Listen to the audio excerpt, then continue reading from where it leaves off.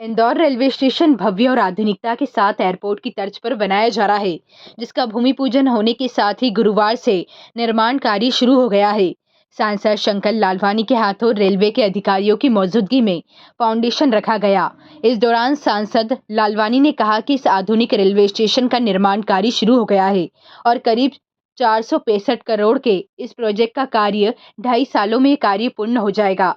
सांसद लालवानी के मुताबिक प्रधानमंत्री नरेंद्र मोदी के निर्देशों के मुताबिक एयरपोर्ट पर मिलने वाली सभी तरह की सुविधा इस रेलवे स्टेशन पर उपलब्ध रहेगी। इंदौर का जो रेलवे स्टेशन है उसके नवीनीकरण का पूर्व में भूमि पूजन हुआ था, माननीय प्रधानमंत्री ने किया था। आज जो ये बिल्डिंग का फाउंडेशन ले वो कॉन्ट्रैक्टर ने काम शुरू कर रहे हैं और उसकी विधिवत पूजा है।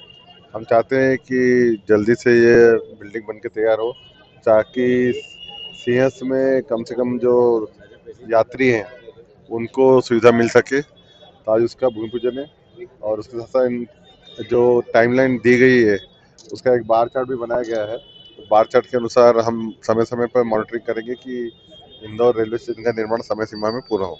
कितनी लागत से ये बन के तैयार हो? देखिए, अभी तो जो पूर्व में हमने भूमि पूजन किया था वो जो पहला फेज था 465 करोड़ का था और उसी के अंतर्गत ये सब काम चल रहे हैं। इसके अलावा भी इंदौर रेलवे स्टेशन के साथ साथ हम देख रहे हैं कि जो केसरबाग हमारे इंदौर शहर में एक ही ब्रिज बच गया था, जो रेलवे ओवर ब्रिज नहीं था, जिसमें लंबे समय से वहाँ की मांग थी कि वहाँ भी ब्रिज बनना चाहिए। वहाँ कुछ तकनीकी समस्याएं थी क्योंकि पहले एक ब्रिज जब इंदौर विकास प्राधिकरण ने बनाया था तब उसमें रेलवे का कंट्रीब्यूशन था, तो 1 ही किलोमीटर पे दूसरा रेलवे ओवरब्रिज बनना ये तकनीकी रूप से संभव नहीं था। लेकिन माननीय रेल मंत्री जी से मिले थे और लोगों की मांग थी तो उन्होंने उसकी स्वीकृति दी है। वो भी हमने टेक्निकल जो बिड है खास करके शिफ्टिंग की, नर्मदा लाइन की, ड्रेनेज लाइन की, वो नगर निगम ने उनसे डिमांड की थी उन्होंने कि लगभग 6 करोड़ की उसमें राशि आ रही है। उसके लिए भी रेलवे में स्वीकृति के लिए भेजा है और नगर निगम ने टेंडर भी किया है। मुझे लगता है कि आने वाले कुछ दिनों में उसकी परमिशन भी मिल गई है रेलवे क्रॉसिंग बंद करने की।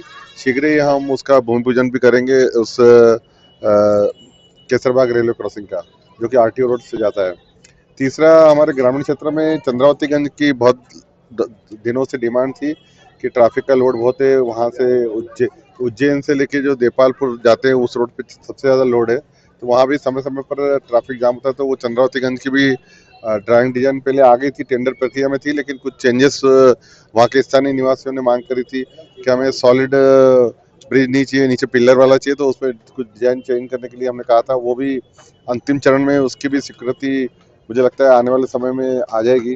तो ये 2 बड़े ब्रिज बनेंगे, ये रेलवे स्टेशन बनेगा। लक्ष्मी रेलवे स्टेशन का जो काम है वो तेजी से चल रहा है और मुझे पूरी संभावना है कि आने वाले 1-2 1.5 माह में वो काम पूरा हो जाएगा।